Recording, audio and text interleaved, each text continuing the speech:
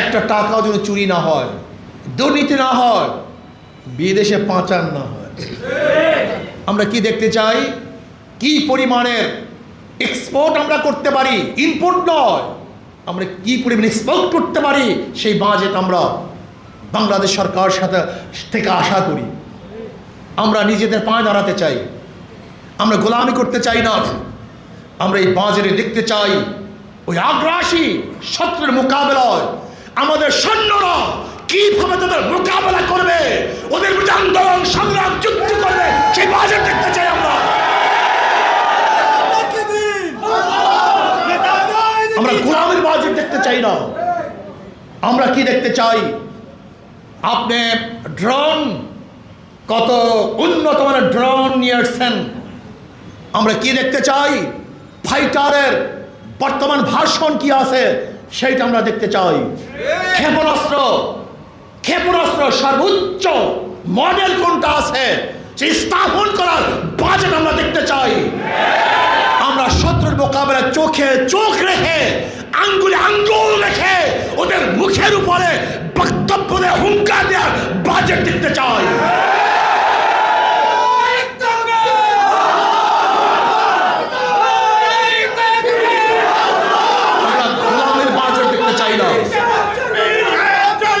বাংলাদেশের মানুষ কোন দেশ, কোন ব্যক্তির পায়ের নিচে মাথা রাখতে পারে না, বরং বাংলাদেশের মানুষ স্বাধীন, পরাধীন নয়। এদের মাথা উঁচু থাকে, এরা বুক ফুলিয়ে কথা বলে। আর খাস করে সিলেটের মানুষ, এরা তো ভিন্ন জাতি, ভিন্ন গোষ্ঠী, এদের ইতিহাস আছে, ঐতিহ্য আছে। এই সিলেটের মানুষ রাজা গৌরব গবদের তাউসকে ধ্বংস করে কলেমার পতাকা উড্ডয়ন করেছে, সেটার নাম সিলেট। আপনাদের রক্তের মধ্যে ভিন্ন এক ধরনের রক্ত, গৌরবের রক্ত, ইতিহাসের রক্ত, ইসলামকে প্রতিষ্ঠার রক্ত সিলেটের মানুষের ধমনীর মধ্যে প্রবাহিত। আমরা চাই এদেশে ইসলামী হুকুমাতের গণবিপ্লব এই শাহজালাল ইয়ামানী রহমতুল্লাহ আলাইহির জমিন থেকে ইনশাআল্লাহ শুরু হবে। ইনশাআল্লাহ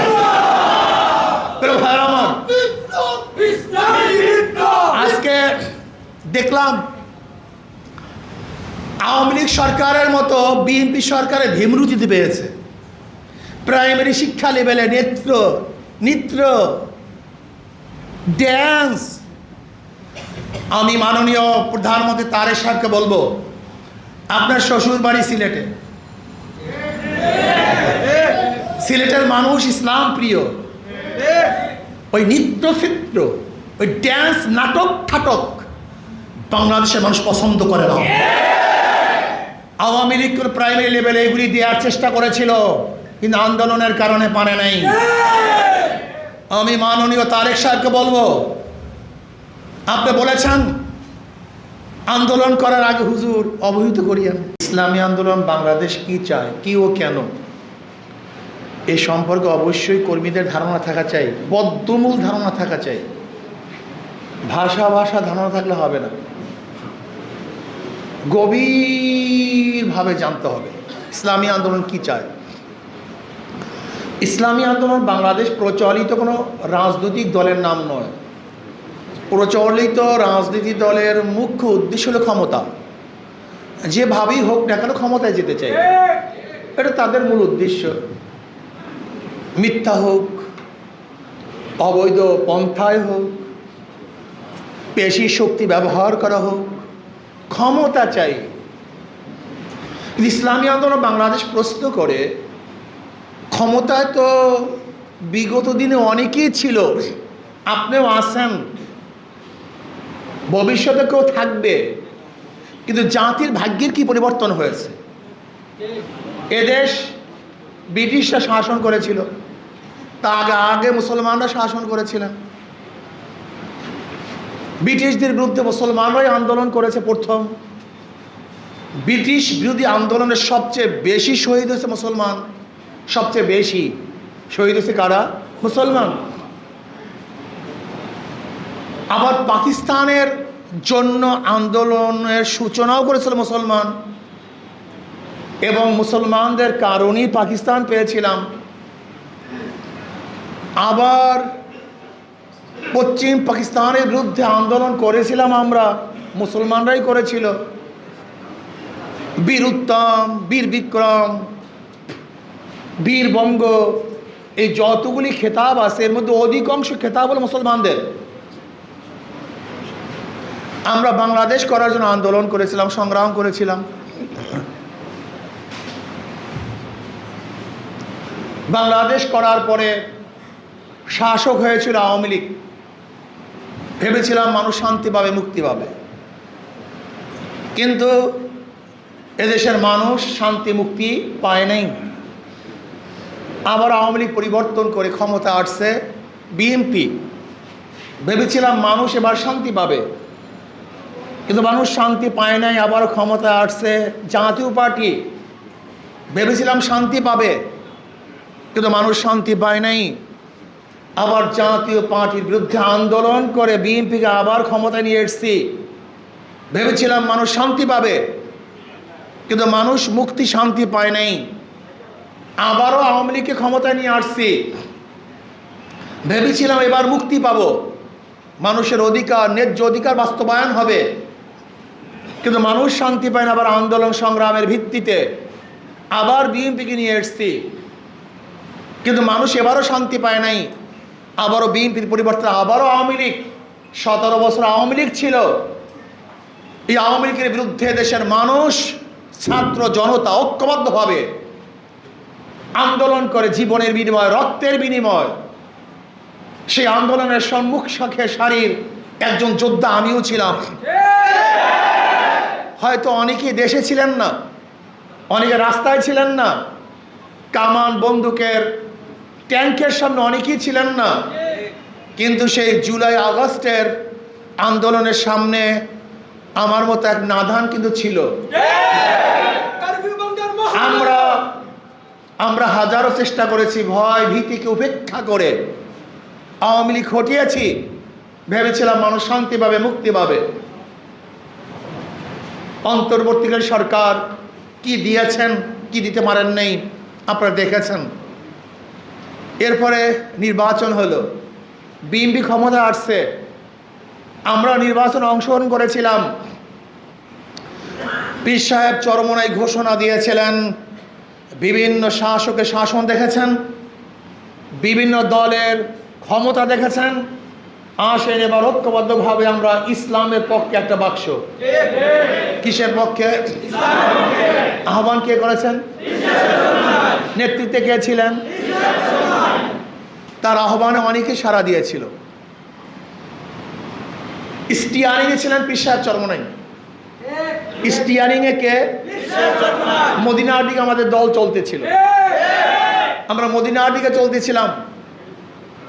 সেই মদিনার সনদ, মদিনার কানুন, মদিনার আইন, ইসলামী শরিয়া বাস্তবায়ন করব, মানুষের আশা আকাঙ্ক্ষা নিয়ে আমাদের দল, আমাদের কাফেলা, আমাদের জামাত চলতেছিল মদিনার দিকে।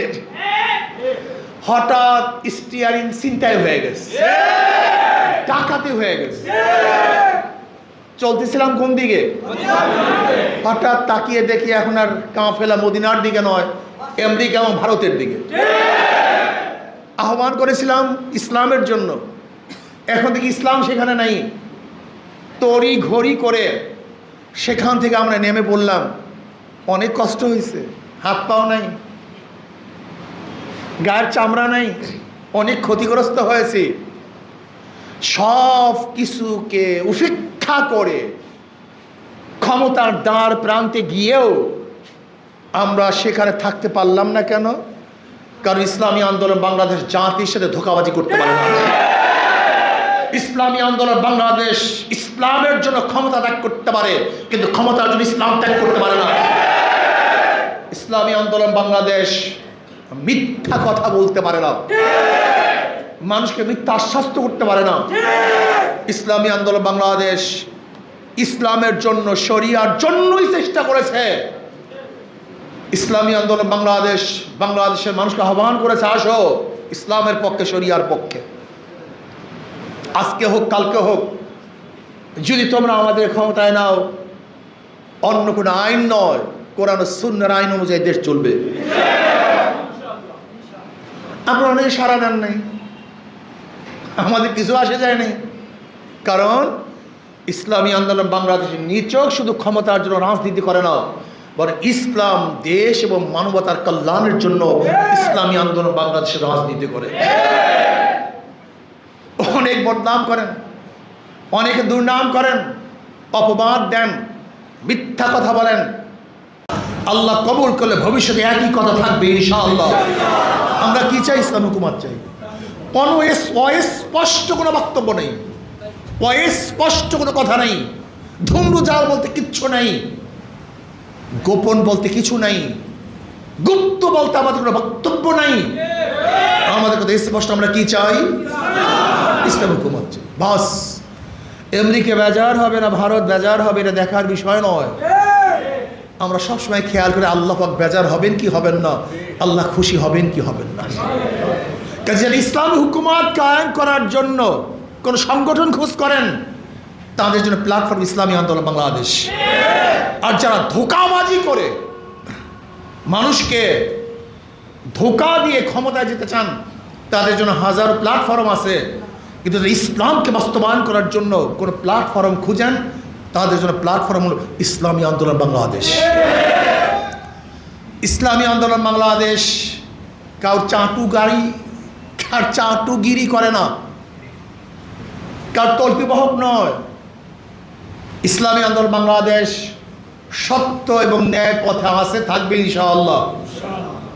আমি বিএনপি সরকারকে বলবো, বাংলাদেশ জন্ম হওয়ার পরে সর্বোচ্চ বাজেট আপনি ঘোষণা করেছেন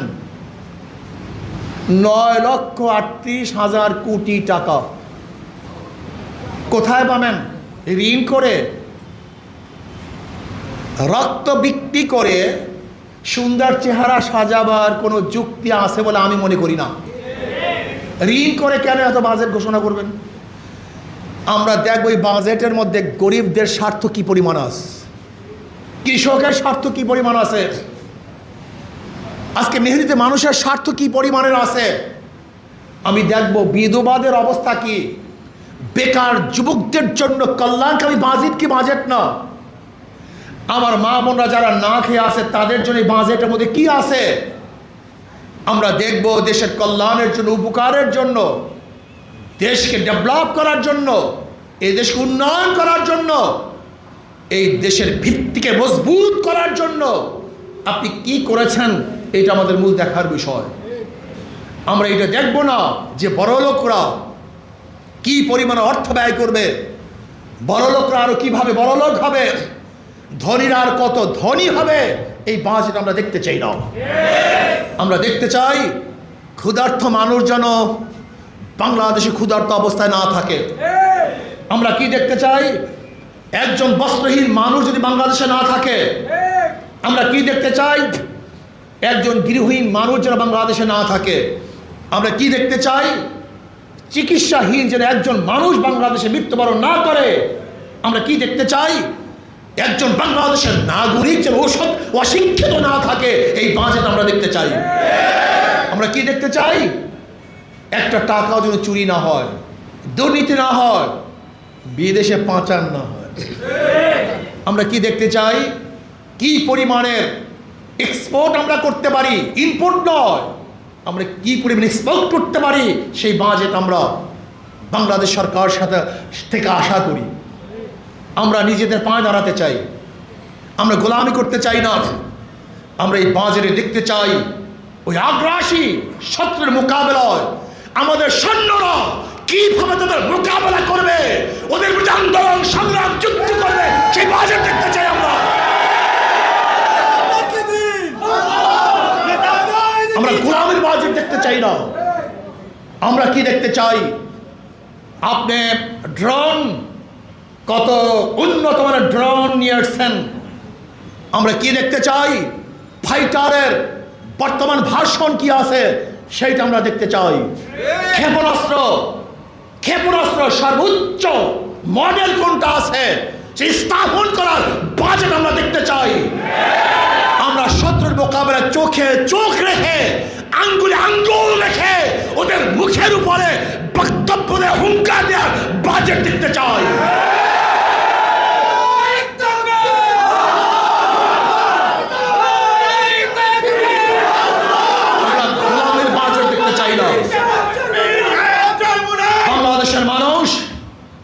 কোনো দেশ কোনো ব্যক্তির পায়ের নিচে মাথা রাখতে পারে না, বরং বাংলাদেশের মানুষ স্বাধীন, পরাধীন নয়। এদের মাথা উঁচু থাকে, এরা বুক ফুলিয়ে কথা বলে। আর খাস করে সিলেটের মানুষ, এরা তো ভিন্ন জাতি, ভিন্ন গোষ্ঠী, এদের ইতিহাস আছে, ঐতিহ্য আছে। এই সিলেটের মানুষ রাজা গৌরব গবদের তাউসকে ধ্বংস করে কলেমার পতাকা উড্ডয়ন করেছে, সেটার নাম সিলেট। আপনাদের রক্তের মধ্যে ভিন্ন এক ধরনের রক্ত, গৌরবের রক্ত, ইতিহাসের রক্ত, ইসলামকে প্রতিষ্ঠা করার রক্ত সিলেটের মানুষের ধমনীর মধ্যে প্রবাহিত।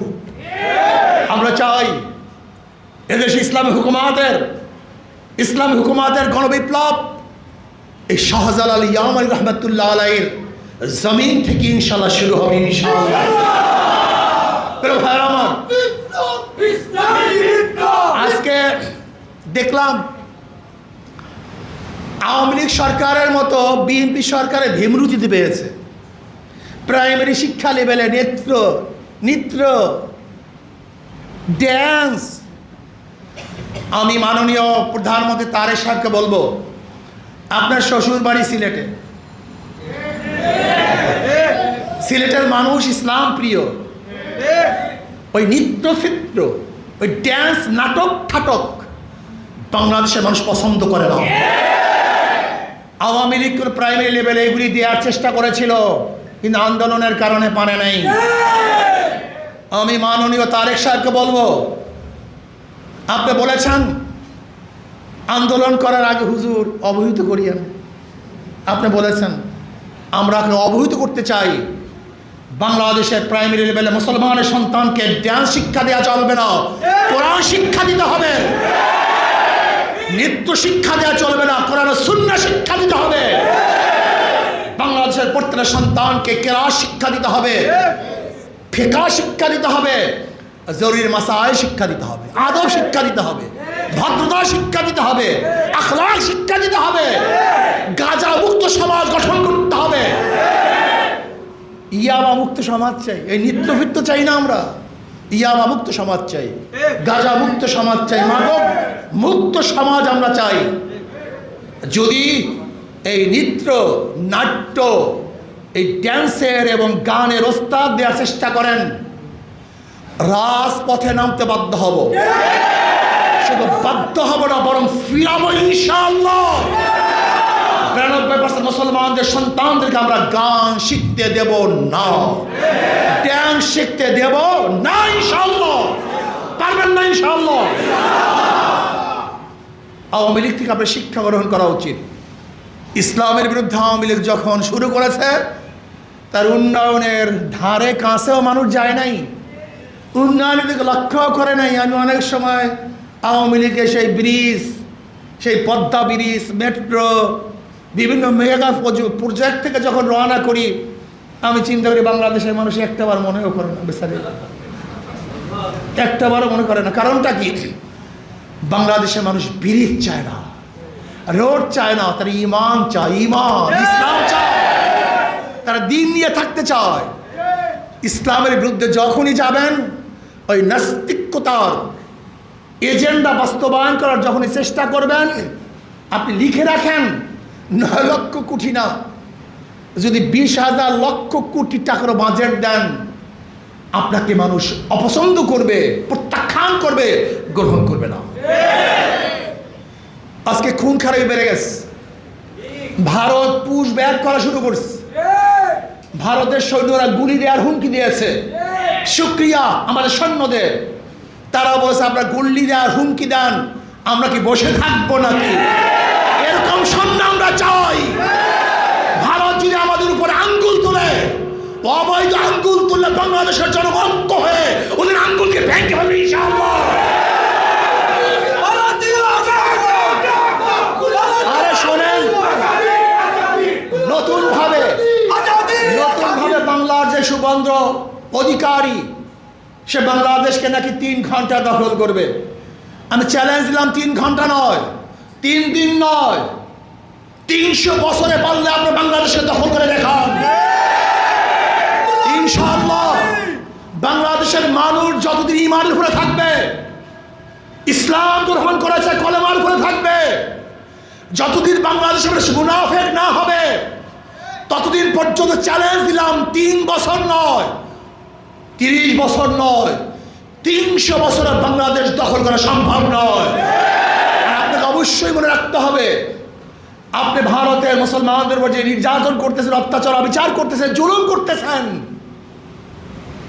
আপনি কি ভেবেছেন? ওই পাক প্রথমতের শাসক ছিল মুসলমান, মুসলমান থেকেই ব্রিটিশরা দখল করেছে। পাক প্রথমদেশের শাসক মালিক কিন্তু মুসলমান, আর সে মালিকের উপর অত্যাচার করেন। আজকে হোক কালকে হোক মালিকরা দ্বিতীয়বার তাদের দেশকে আবার ফিরিয়ে আনবে ইনশাআল্লাহ। কাজে আসুন, ইসলামী আন্দোলন বাংলাদেশের সমস্ত নেতা কর্মীদেরকে অনুরোধ করব, আমরা ঐক্যবদ্ধভাবে আল্লাহর জমিনে আল্লাহর হুকুমতকে কায়েম করার জন্য সর্বোচ্চ চেষ্টা করার জন্য রাজি আছেন তো ইনশাআল্লাহ? চেষ্টা করবেন তো ইনশাআল্লাহ? আল্লাহ আমাকে আমাদের সবাইকে কবুল করে নেন। আল্লাহুম্মা আমিন। রব্বানা